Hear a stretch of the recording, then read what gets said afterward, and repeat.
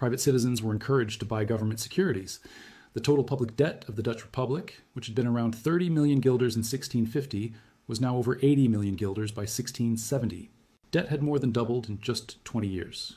But the worst was yet to come. In 1672, the Dutch faced a catastrophe that nearly destroyed the nation. It's called the disaster year in Dutch history.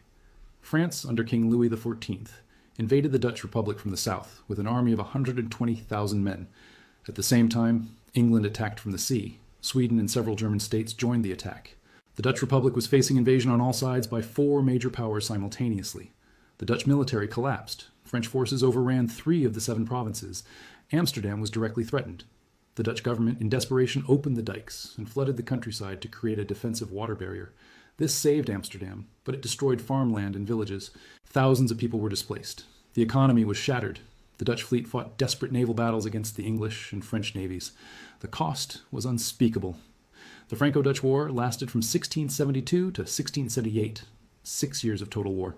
The cost was approximately 120 million guilders. Let me repeat that. 120 million guilders. That was 10 times the annual revenue of the Dutch government. It was more than the entire cumulative cost of the previous 2 Anglo-Dutch wars combined. To survive, the Dutch mortgaged their future. Taxes were raised to crushing levels. Import duties, property taxes, excise taxes on food and drink. Every possible source of revenue was tapped. But taxes alone couldn't cover the costs. The government borrowed on a massive scale. Bonds were issued at increasingly unfavorable terms. Interest rates crept higher as lenders began to doubt the Republic's ability to repay. By 1678, when the war finally ended, the total public debt of the Dutch Republic had exploded to over 200 million guilders. In 1650, the debt was 30 million. By 1678, it was 200 million. That's a 566% increase in less than 30 years.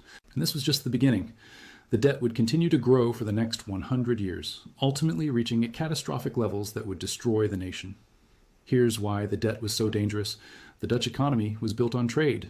Merchants borrowed money to finance voyages. Banks lent money based on deposits. The entire system depended on trust in the guilder. As long as the guilder was backed by gold and silver, as long as the Bank of Amsterdam was solvent, the system worked. But the wars were draining the gold reserves. To pay for military expenses, the government was borrowing from the Bank of Amsterdam. The bank, in turn, was lending out more money than it had in reserves. This was the beginning of currency debasement. In 1683, the Bank of Amsterdam did something it had never done before. It lent money directly to the Dutch East India Company, the VOC, to keep the company afloat. The VOC was facing financial difficulties. Competition from English and French trading companies was cutting into profits. The costs of maintaining forts, armies, and fleets in Asia were exploding. The VOC needed cash, and the Bank of Amsterdam provided it. This should have been a warning sign. When a central bank starts bailing out private corporations, it means the financial system is in trouble. The Third Anglo-Dutch War from 1672 to 1674 overlapped with the Franco-Dutch War. The costs were already included in the 120 million guilder figure I mentioned. But the important point is this. The Dutch were now fighting wars on multiple fronts against multiple enemies simultaneously, and they were losing. By 1700, the Dutch public debt had reached 250 million guilders. Annual interest payments on the debt were now consuming 50% of government revenue. Half of all taxes collected were going just to pay the interest on past borrowing. This is the debt trap. Once interest payments consume a large portion of revenue, you can't invest in infrastructure, you can't maintain your military, you can't fund your economy. You're stuck servicing old debt while your competitors invest in their futures.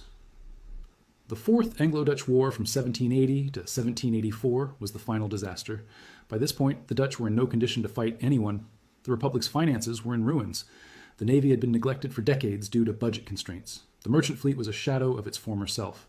When war broke out with England in 1780, it was a massacre. The English Navy destroyed Dutch shipping. Dutch colonies in Asia and the Caribbean were seized.